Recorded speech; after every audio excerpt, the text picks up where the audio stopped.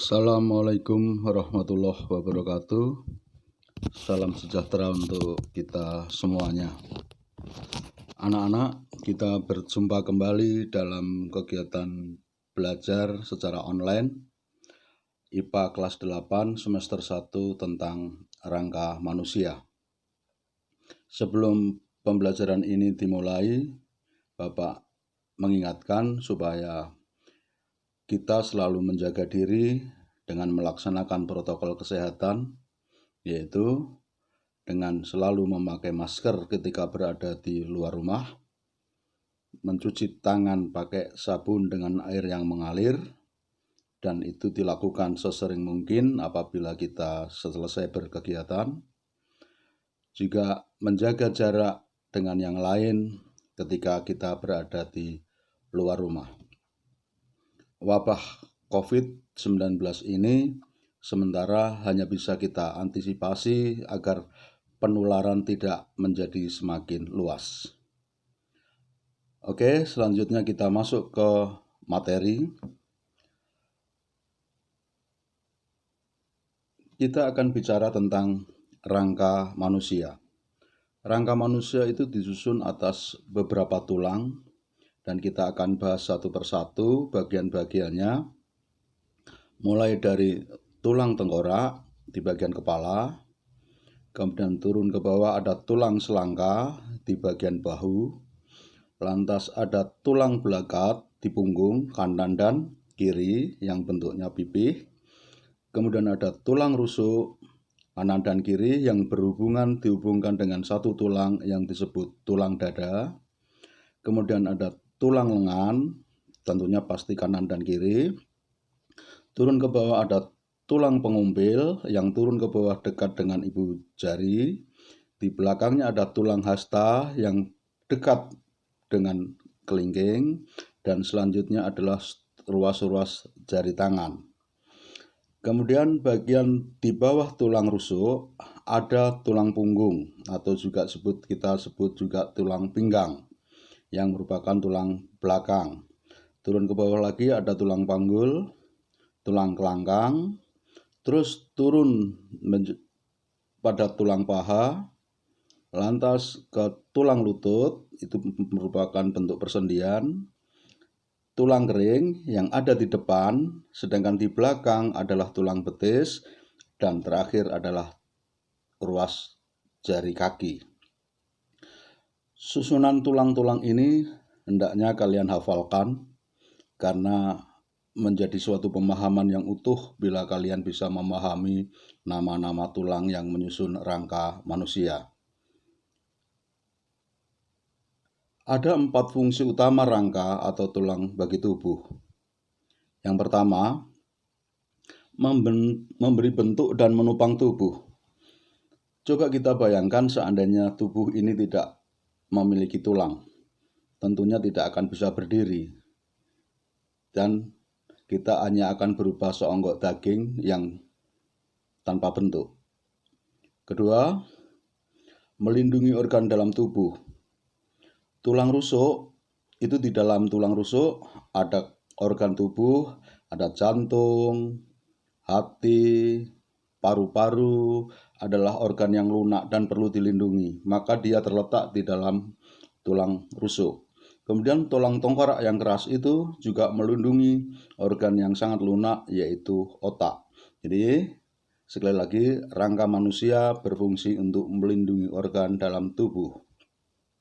Yang ketiga, rangka adalah tempat menempelnya otot sebagai alat gerak aktif. Tulang sendiri adalah alat gerak pasif, sedangkan yang menggerakkan adalah otot yang menempel pada tulang tersebut, sehingga ototnya itu sendiri sebagai alat gerak aktif.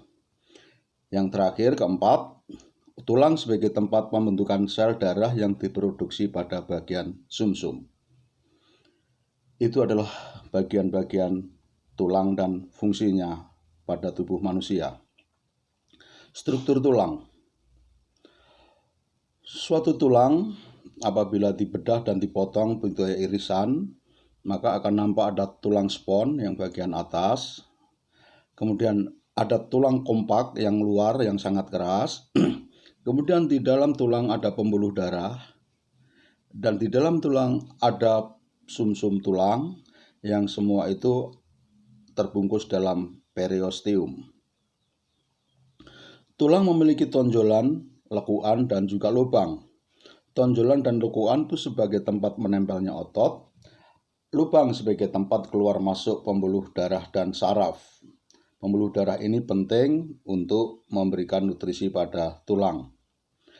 Di dalam tulang terdapat sumsum yang berfungsi memproduksi sel darah dengan kecepatan produksi 3 juta sel per sekon. Coba kita perlu bayangkan, sel darah merah itu selalu diproduksi oleh tulang. Dengan demikian, kita harus senantiasa besoknya menjaga kesehatan tulang agar produksi sel darah merah di tubuh selalu terpenuhi. Macam-macam tulang pada sistem rangka. Kita lihat kembali gambar rangka manusia. Di situ ada tulang pipih, yaitu ada di dada. Kemudian tulang yang panjang ada di lengan tangan, di lengan kaki. Kemudian tulang pendek itu ada di ruas-ruas jari tangan atau ruas-ruas jari kaki, dan tulang tak beraturan bentuknya itu sepanjang tulang punggung. Tulang panjang itu misalnya tulang lengan. Nomor 2, tulang pipih misalnya tulang dada, itu ada pada gambar. Kemudian tulang pendek misal pada ruas jari baik tangan dan kaki. 4, tulang tidak beraturan bisa tulang punggung, dan itu sampai ke tulang leher. Perkembangan tulang. Tulang adalah sebenarnya dibentuk awalnya dari tulang rawan, yang kemudian di dalam tulang rawan ada sel sebagai awal penulangan. Jadi artinya awal penulangan adalah awal pembentukan tulang. Kemudian mulai muncul pembuluh darah, makin besar karena adanya nutrisi, sehingga terbentuklah tulang yang keras atau disebut tulang kompak, dan ada tulang spons yang di dalam tulang terdapat pembuluh-pembuluh darah. Tulang mengalami perkembangan mulai dari saat pembentukan dari waktu lahir hingga dewasa. Jumlah tulang saat kita bayi ada 270 tulang, yang kemudian beberapa tulang mengalami penggabungan, misal ruas tulang tengkorak dan tulang ekor, sehingga ketika dewasa jumlah tulang menjadi 206 karena ruas-ruas yang lain yang ada di tengkorak dan ekor saling bersambungan. Sendi.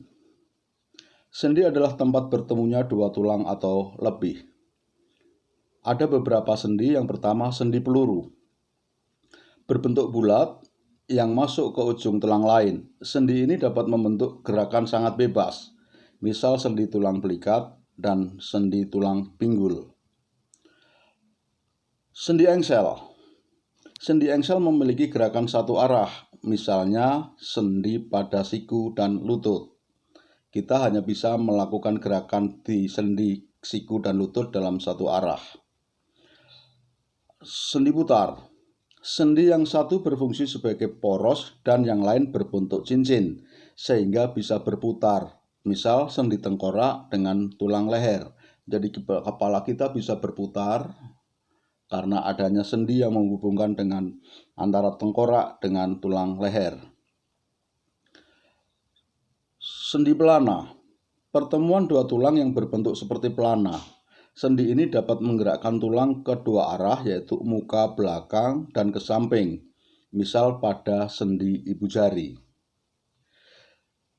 Selanjutnya, sendi geser. Sendi geser memungkinkan ada gerakan ke depan dan ke belakang. Contoh, sendi geser pada pergelangan tangan, kaki, dan tulang belakang. Tugasnya untuk kalian adalah menghafalkan nama sendi-sendi tersebut dan contohnya. Hal ini akan lebih bagus bila kalian sambil memperagakan gerakan persendian pada anggota badanmu seperti yang dimaksud pada penjelasan tersebut. Otot. Kita bicara otot berarti kita akan bicara suatu jaringan yang ada di dalam tubuh. daging kita adalah sebenarnya otot. Jadi otot adalah jaringan yang dapat berkontraksi menjadi lebih pendek sehingga bagian tubuh kita menjadi bergerak. Karena itulah otot disebut sebagai gerak aktif dan tulang yang digerakkan menjadi alat gerak pasif. Lihat gambar lengan kita. Waktu pertama awal di bawah, kemudian kita mengangkat lengan kita. Di bagian lengan ini ada dua otot. Yang di atas disebut otot bisep, yang di bawah disebut otot trisep. Gerakan otot bisep dan otot trisep saat kontraksi dan relaksasi digambarkan seperti contoh di samping. Ketika kontraksi, otot memendek. Ketika relaksasi, otot memanjang. Disebut otot bisep karena memiliki dua kepala, dan disebut otot trisep karena memiliki 3 kepala otot. Saat otot bisep kontraksi, maka lengan tangan akan terangkat dan otot trisep dalam keadaan relaksasi. Jenis jaringan otot. Yang pertama, otot rangka atau disebut otot lurik. Otot rangka bergaris-garis melintang sehingga sering disebut dengan nama otot lurik. Sebagian besar tubuh kita terdiri dari otot lurik yang bersifat sadar karena bisa diperintah. Cepat kontraksi sehingga cepat lelah. Selanjutnya, otot polos. Otot polos terdapat pada dinding lambung, usus halus, rahim, kantung empedu, dan pembuluh darah. Jadi yang ada di lambung, usus halus, rahim, kantung empedu, dan pembuluh darah adalah jenis otot polos. Dan otot ini berkontraksinya dengan lambat dan tergolong otot tidak sadar karena tidak bisa diperintah. Jadi otot polos adalah, ingat, sebagai golongan otot tidak sadar yang artinya tidak bisa kita perintah. Otot jantung. Otot jantung ini sangat unik. Otot jantung hanya ada di jantung tentunya, bentuknya seperti otot rangka, tapi kerjanya seperti otot polos, yaitu tidak sadar. Otot jantung melakukan kontraksi dan relaksasi tanpa diperintah. Jadi dia akan berdetak, melakukan kontraksi, relaksasi, dan seterusnya tanpa perlu kita perintah. Gangguan dan kelainan pada sistem gerak. Yang pertama, rickettsia atau kita sebut juga rakitis. Rickettsia disebabkan sejak balita kekurangan vitamin D yang berperan membantu penyerapan kalsium dan fosfor agar tulang menjadi keras. Akibat tulang yang tidak keras, maka pertumbuhan tulang bisa membengkok. Jadi penyebabnya rakitis karena sejak balita kekurangan vitamin D. Osteoporosis. Osteoporosis disebabkan adanya kekurangan kalsium pada tulang. Akibatnya tulang menjadi rapuh dan mudah patah. Dan itu ada gambaran untuk tulang normal, itu sel-sel tulangnya tidak begitu banyak lubang, sedangkan untuk osteoporosis lubangnya lebih besar-besar sehingga dia dikenal sebagai tulang yang keropos. Selanjutnya adalah artritis. Adalah penyakit sendi karena tulang rawan sendinya rusak. Kerusakan ini menyebabkan ruas sendi bengkok dan sakit. Bahkan ada yang tidak bisa digerakkan ketika kerusakan sendi sangat parah. Dan ini biasanya dialami pada ruas-ruas pendek seperti ruas jari tangan dan ruas jari kaki. Fraktur atau patah tulang. Patah tulang terjadi karena benturan yang keras. Nah, jenis fraktura dibedakan menjadi dua, yaitu fraktura tertutup dan fraktura terbuka. Pada gambar dijelaskan, fraktura tertutup meliputi patah yang miring, retak, comminuta, yaitu retak di bagian bawah, kemudian spiral, yaitu tulangnya patah melingkar, kemudian itu semua golongan patah tertutup. Dan yang terakhir patah terbuka. yaitu lepas antar ruas tulangnya. Penyakit yang lain. Yang pertama kita jelaskan dulu adalah bahwa tulang belakang manusia normal memang tidak lurus. Namun, bila ketidaklurusan ini menyimpang dari kewajaran, maka menjadi tidak normal. Ya, ketidaknormalan itu dibagi menjadi 3 jenis. Yang pertama, skoliosis. Skoliosis itu terjadi bila tulang belakang melengkung ke kanan atau ke kiri, seperti gambar di samping. Yang selanjutnya, lordosis. Lordosis itu bila tulang belakang bagian pinggang maju ke depan secara berlebihan. Itu lordosis. Yang ketiga, kifosis.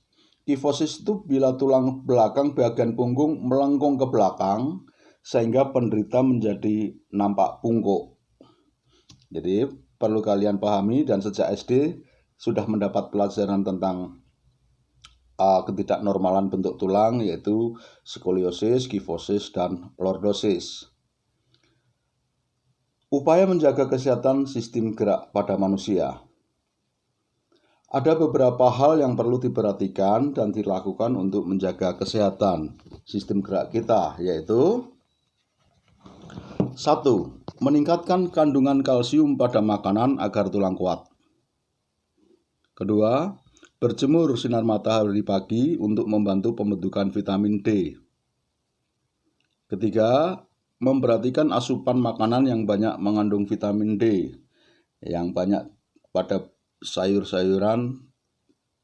4. Melakukan aktivitas fisik yang cukup seperti jalan kaki, jogging, tenis, atau kita naik turun tangga, naik sepeda. Itu juga termasuk aktivitas fisik yang akan membantu kesehatan sistem gerak kita. 5. Menghindari kebiasaan sikap tubuh yang salah, misal sering kerja sambil merundukkan badan, posisi tidur yang salah selama bertahun-tahun, sikap duduk yang salah waktu sekolah ataupun waktu bekerja. Nah, itulah materi inti pada IPA bab rangka tubuh manusia, dan ini sesuai dengan buku teks yang kalian pinjam dari sekolah. Dan untuk bisa mengulanginya, kalian bisa membuka buku teks, dan selanjutnya bisa kalian mengerjakan soal yang ada di Google Classroom, dan itu sebagai alat uji bagi kalian